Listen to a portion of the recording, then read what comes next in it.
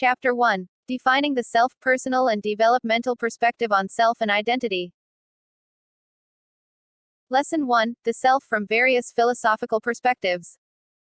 Lesson objectives. At the end of this lesson, you should be able to 1. Explain why it is essential to understand the self. 2. Describe and discuss the different notions of the self from the points of view of the various philosophers across time and place. 3. Compare and contrast how the self has been represented in different philosophical schools.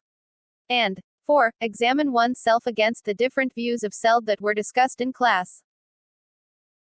Introduction. Before we even had to be in any formal institution of learning, among the many things that we were first taught as kids is to articulate and write our names. Growing up, we were told to refer back to this name when talking about ourselves. Our parents painstakingly thought about our names.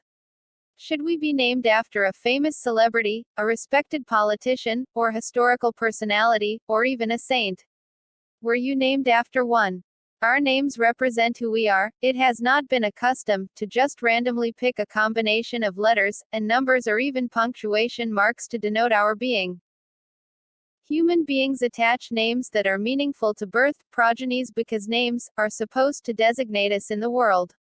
Thus, some people get baptized with names such as Precious, Beauty, or Lovely. Likewise, when our parents call our names, we were taught to respond to them because our names represent who we are. As a student, we are told to always write our names on our papers, projects, or any output for that matter. Our names signify us. Death cannot even stop this bond between the person and her name. Names are inscribed even into one's gravestone. A name is not the person itself, no matter how intimately bound it is with the bearer. It is only a signifier. A person who was named after a saint most probably will not become an actual saint. He may not even turn out to be saintly. The self is thought to be something else than the name. The self is something that a person perennially molds, shapes, and develops. The self is not static thing that one is simply born with like a mole on one's face, or is just assigned by one's parents just like a name. Everyone is tasked to discover one's self. Have you truly discovered yours? Activity. Do you truly know yourself?